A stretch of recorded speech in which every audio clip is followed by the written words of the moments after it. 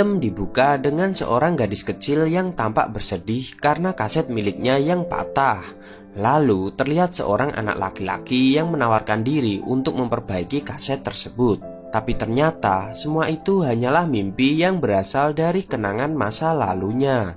Dan diketahui bahwa seorang gadis itu bernama Aoi. Saat itu dia sedang ketiduran saat mengikuti jam pelajaran di kelasnya. Tanpa dia sadari, ternyata dosennya sudah berada di sampingnya. Tetapi untungnya dosen tersebut tidak memarahinya. Di tempat lain ada dua orang teman bandnya bernama Naoya dan Tatsuta. Keduanya membicarakan Aoi yang berencana melanjutkan studi ke luar negeri selama 1 tahun. Naoya yang menyukai Aoi hanya memiliki kesempatan sampai musim panas untuk dapat mengungkapkan perasaannya. Tiba-tiba datanglah Aoi dan Rina yang sudah siap untuk latihan band. Hari itu merupakan seminggu sebelum bandnya akan manggung di acara festival. Aoi yang bersemangat langsung mulai memainkan alat musiknya. Padahal Tatsuta belum siap dengan drumnya. Lalu muncullah Riku yang datang terlambat. Aoi menatap dengan tersenyum ke arah Riku yang sedang mengatur nada gitarnya. Latihan berlangsung 1 kali putaran lagu. Tiba-tiba Riku malah pamit untuk pulang duluan. Padahal latihan baru berlangsung sebentar. Teman-temannya heran kenapa begitu terburu-buru. Ia pun menjelaskan kalau ada hal lain yang harus dikerjakannya. Sebelum pergi, ia mengkritik kesalahan Naoya dalam memainkan melodinya, lalu mengingatkan Tatsuta yang salah memasang stand simbal. Setelah itu, ia pun bergegas untuk segera pergi. Keesokan harinya, Aoi dibangunkan oleh ibunya sebab alarm tidak mampu membuatnya terbangun. Ibunya mengomel sebab kamar Aoi berantakan.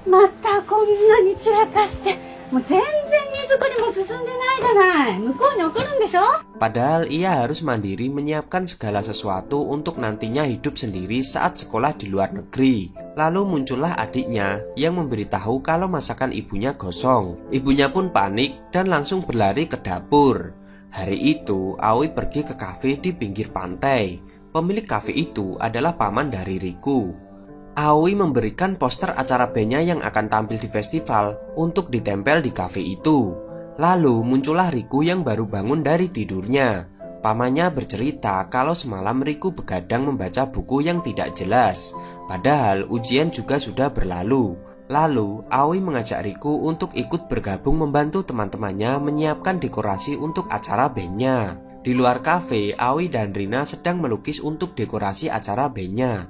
Keduanya membicarakan tentang hubungan Aoi dengan Riku yang sampai sekarang masih belum jelas. Rina pun menggodanya akan segera mengadukan ke Riku kalau Aoi menyukainya. Tiba-tiba muncullah Riku yang memindahkan papan lukisan itu agar tidak kotor nantinya. Tak disangka, para pengebor air di belakangnya melakukan kesalahan sehingga membuat air memancar ke sekitar tempat itu. Aoi dan teman-temannya menjadi basah kuyup.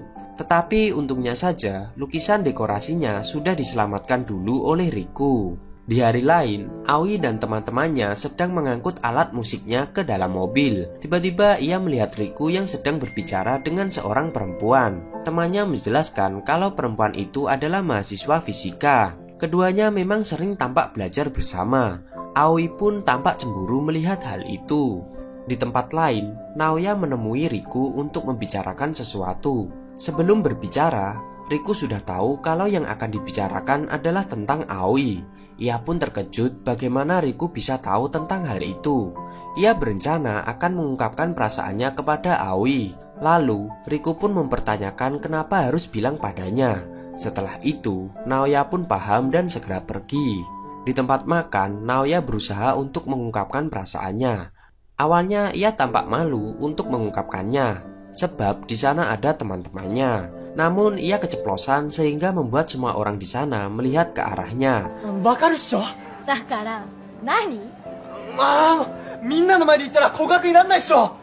Mendengar itu, wajah Aoi tampak heran dengan ungkapan perasaan itu. Naoya yang malu perasaannya bertepuk sebelah tangan segera berlari pergi meninggalkan tempat itu. Siang itu, Aoi pergi memasuki kamar milik Riku. Tak sengaja ia menemukan sebuah CD piringan hitam di lemari. Lalu tiba-tiba muncullah Riku yang memintanya agar jangan menyentuh barang-barangnya. Kemunculannya yang tiba-tiba membuat Aoi terkejut hingga menjatuhkan CD piringan hitam itu. Riku pun segera menutup lemarinya dengan alasan agar Aoi tidak melihat barang-barang pribadinya yang lain. Setelah itu, keduanya pergi ke teras untuk membuat lagu baru yang akan dimainkan di acara festival nanti. Riku mengajarinya memainkan kunci gitar, tetapi Aoi merasa kesulitan sebab jari-jarinya yang kurang panjang. Kemudian ia meminta agar nantinya Riku ikut bernyanyi bersamanya saat di atas panggung. Akan tetapi, Riku menolaknya dan justru mengungkapkan kalau nanti dirinya meninggalkan band, Aoi bisa meminta bantuan ke Naoya. Dirinya tidak selamanya bisa di samping Aoi. Mendengar itu, Aoi tampak sedih lalu membereskan barang-barangnya dan segera pergi. Setelah itu, Aoi bertemu dengan Rina yang sedang menyiapkan acara festival. Di sana Rina mengungkapkan kalau Naoya telah lama menyukai Aoi. Bila tidak menyukainya, lebih baik menolaknya saja. Lagi pula Riku juga tidak segera mengungkapkan perasaan ke Aoi. Rina kesal dan menganggap Aoi keras kepala dengan sikapnya yang pasif terhadap keduanya. Sementara itu, Riku terus menghabiskan waktunya di perpustakaan dan dia juga menuliskan di buku catatannya bahwa dirinya akan mencoba sesuatu yang belum pernah dia lakukan sebelumnya di buku tersebut. Malam harinya, dia sempat meminta kepada pamannya untuk membantunya menyerahkan hadiah ulang tahun kepada Aoi karena saat itu dirinya merasa tidak nyaman. Saat itu pamannya mulai menduga jika akan ada sesuatu yang terjadi pada keduanya. Dan sang paman pun juga berpesan kepadanya untuk tidak mengabaikan seorang perempuan jika tidak ingin seorang perempuan itu pergi meninggalkannya. Tiba di hari acara festival, dan saat itu juga bertepatan di hari ulang tahun Aoi. Terlihat Riku dan bandnya sudah bersiap di belakang panggung, tetapi Rina tidak juga hadir di sana. Tatsuta mengaku bahwa dirinya paham tentang perasaan Rina yang menyukai Naoya. Ia pun berusaha menenangkan Aoi. Kemudian panitia mempersilahkan bandnya untuk segera naik ke atas panggung. Riku berusaha menenangkan Aoi agar tersenyum seperti biasa saat di panggung nanti. Namun saat membawakan lagu dirinya justru terlihat tidak percaya diri. Hingga ada penonton yang meminta bandnya menghentikan musiknya. Setelah usai manggung, Aoi meminta maaf kepada teman-temannya lalu berjalan pergi ke tempat itu. Di jalan, ia menangis karena penampilan panggungnya yang begitu buruk. Saat mengambil tisu, ia menjatuhkan kertasnya hingga terbang ke tengah jalan raya. Saat akan mengambil kertas itu, tak disangka muncul mobil yang melaju kencang ke arahnya. Setelah itu, Aoi kembali terbangun dari tidurnya saat di ruang kuliah. Dosennya pun sudah berada di sampingnya dan tidak memarahinya. Ia menatap ke arah Rina dengan wajah kebingungan. Kemudian, ia kembali latihan band dengan teman-temannya. Setelah satu permainan lagi, Riku pun mengingatkan tentang kesalahan Naoya bermain melodi dan juga kesalahan Tatsuta memasang stand simbal. Setelah itu barulah ia pergi. Kini Aoi benar-benar bingung dengan apa yang baru saja terjadi, sebab merasa dirinya sudah pernah melalui kejadian yang sama sebelumnya, atau bisa dibilang deja vu. Ia berusaha memberitahu teman-temannya, tetapi temannya malah tertawa dan menduga bahwa itu hanyalah deja vu saja. Aoi pun terdiam untuk tidak melanjutkan ceritanya.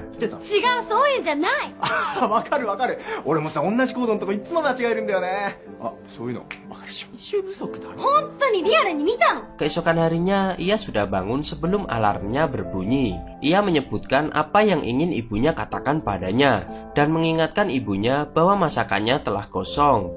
Setelah itu, ia mendesak Rina untuk mengakui kalau menyukai Naoya. Ia pun mengatakan kalau setelah ini dirinya akan mati. Rina mencoba menyadarkannya kalau mungkin saja Aoi telah bermimpi buruk sehingga berpikir seperti itu. Aoi percaya dan segera memeluk Rina.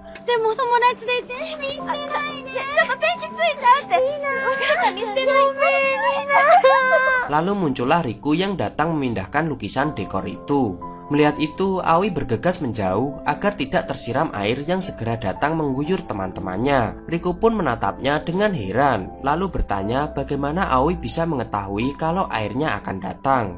Aoi mengaku dirinya sudah mengalami kejadian itu seminggu yang lalu. Mendengar pengakuan itu, Riku pun menertawakannya. Setelah itu, Riku mengakui bahwa dirinya juga sama seperti Aoi yang melalui perjalanan waktu. Ia mencoba menenangkan dan meyakinkannya kalau Aoi tidak akan mati. Ia menunjukkan rahasianya tentang CD piringan hitam yang ada di lemarinya. CD itu dapat membuatnya memutar waktu kembali. Dahulu, ia menemukan CD itu di rak milik pamannya. Saat itu, pamannya memberitahukannya kalau CD itu spesial karena mampu merekam kehidupan. Riku pun mengajak Aoi untuk mencobanya bersama-sama. Aoi pun kembali terbangun dari tidurnya di ruang kuliah, tepat sebelum dosennya memergokinya. Lalu, ia segera berlari keluar ruangan itu untuk bertemu dengan Riku. Sambil berjalan, Riku mengungkapkan keyakinannya bahwa nasib seseorang bisa diubah. Keduanya pun kembali mengingat masa ketika masih anak-anak. Dulu, Riku tidak bisa bermain gitar, lalu ia meminta diajari oleh pamannya. Tak disangka, ia langsung bisa memainkan gitar itu dengan sangat baik. Sebab, sebenarnya ia sudah berkali-kali berlatih dengan CD itu untuk mengulang waktu kembali. Hal itu dilakukannya agar bisa menyanyikan lagu dengan gitarnya untuk ulang tahun Aoi saat itu. Bahkan, ia mampu membuat CD dari coklat yang dapat memutar lagu ucapan ulang tahun untuk Aoi. Sejak dulu, Riku selalu berusaha agar terlihat hebat di mata Aoi.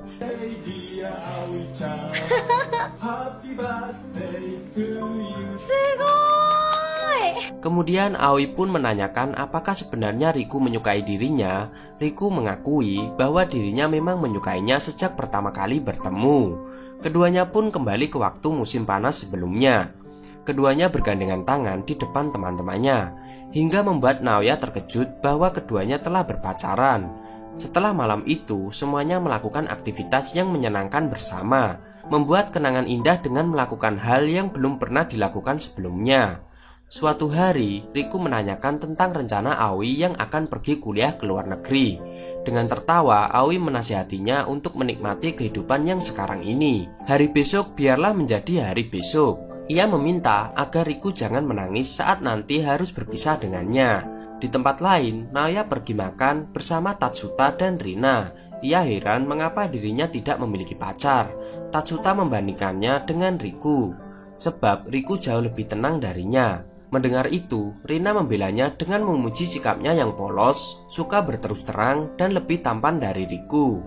Hal itu membuat Naoya tersipu dan menyadari kalau ternyata Rina menyukai dirinya. Tiba di hari festival, acara kembali berjalan seperti sebelumnya. Penampilan Aoi dan bandnya begitu memukau penonton yang ada di acara itu.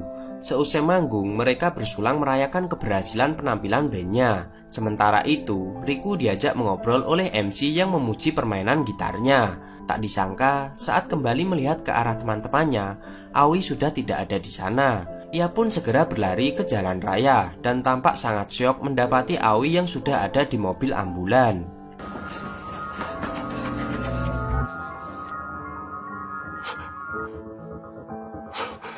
Ia pun kembali memutar waktu. Kini ia berlari memeluk Aoi yang baru saja terbangun dari tidur di dalam ruang kuliah.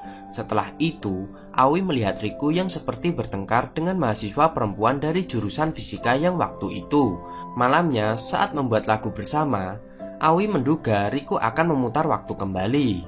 Setelah itu, benar saja, Riku kembali memutar waktu. Kini ia datang ke tempat latihan lebih dulu daripada Aoi dan Rina. Ia datang untuk izin tidak ikut latihan. Hal itu membuat Naoya marah hingga bertengkar dengannya. Besoknya, Aoi menemui mahasiswa fisika yang sering ditemui Riku. Perempuan itu menjelaskan teori relativitas dan mekanika kuantum yang berkaitan dengan waktu. Hal itulah yang sedang dipelajari oleh Riku. Akhir-akhir ini, Riku terlihat mulai khawatir seperti akan kehabisan waktu. Setelah obrolan itu, secara diam-diam Aoi membaca buku catatan milik Riku. Malamnya, dengan wajah yang sangat sedih, Riku bercerita kepada pamannya tentang perjalanan waktunya. Ia berpikir bahwa banyak hal yang bisa diubahnya, tetapi hanya satu hal tentang nasib kematian tidak pernah bisa diubahnya, sehingga ia harus terus mengulang waktu agar bisa bersama Aoi. Di balik pintu, ternyata Aoi mendengar pembicaraan itu. Sejak hari itu, Aoi terlihat menjadi seorang yang pemurung. Di hari lain, Riku merasa bandnya tidak cukup waktu untuk berlatih dengan lagu baru, sehingga ia ingin memutar waktu kembali ke sebulan sebelumnya. Namun, Aoi malah mempertanyakan Riku yang sudah berulang kali melihat kematiannya.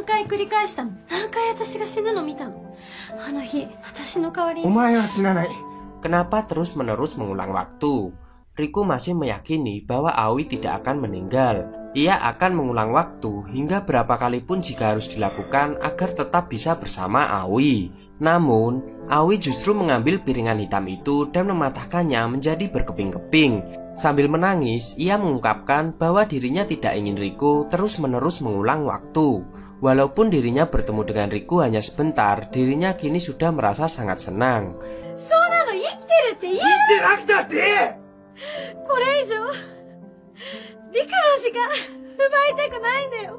Tiba di hari ulang tahun Aoi, ibunya datang membawakannya sebuah hadiah. Ibunya berpesan agar dirinya dapat mandiri nantinya di tempat perantauan.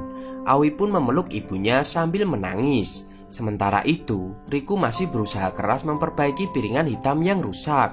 Pamannya menghampirinya dan berpesan padanya bahwa berapa kali pun waktu diulang tidak akan bisa menyelamatkan Aoi. Dulu pamannya pernah melakukan hal yang sama untuk wanita yang dicintainya. Ia sudah mencoba mengulang waktu 10 kali sampai kelelahan. Waktu memang berjalan dengan singkat. Terlebih jika hari itu adalah hari yang paling membahagiakan. Pamannya kembali bertanya, apakah waktu yang tersisa di hari bahagianya ini hanya akan dipakai olehnya untuk memperbaiki CD saja? Setelah itu, Riku pun segera pergi menghampiri teman-teman bandnya. Ia meminta maaf atas sikapnya yang sebelumnya dan memberikan lagu baru untuk latihan. Awalnya, teman-temannya terkejut sebab mana mungkin berlatih lagu baru dengan sisa waktu yang sedikit. Akan tetapi, Riku memohon kepada kedua temannya itu sampai membungkuk. Kemudian ia menemui Aoi di tempat pertama kali dulu bertemu. Keduanya sama-sama tidak mengerti untuk ke depan akan menjadi seperti apa. Tetapi Riku mengungkapkan bahwa dirinya ingin hidup bersama Aoi di waktu yang sekarang ini. Keduanya pun pergi menuju acara festival bersama-sama. Sebelum tampil, Aoi menemui Rina untuk menyarankannya agar jujur akan perasaannya pada Naoya. Lalu ia pun memeluk Rina dengan erat. Akhirnya, Aoi bersama dengan bandnya naik ke atas panggung membawakan lagu baru ciptaannya. Lalu, pertunjukan kembang api pun berlangsung tepat setelah lagunya selesai dibawakan. Riku mengucapkan selamat ulang tahun untuk Aoi. Momen kembang api itu sudah disiapkan oleh Riku untuk kejutan ulang tahunnya. Dengan wajah bahagia, Aoi pun berterima kasih dan mengungkapkan bahwa hari itu adalah hari ulang tahun terbaik dalam hidupnya. Besoknya, Riku dan teman-temannya memandangi laut dengan kesedihan. Sebab akhirnya Aoi pergi meninggalkan mereka untuk selamanya. Kemudian pamannya memutarkan CD yang terbuat dari coklat.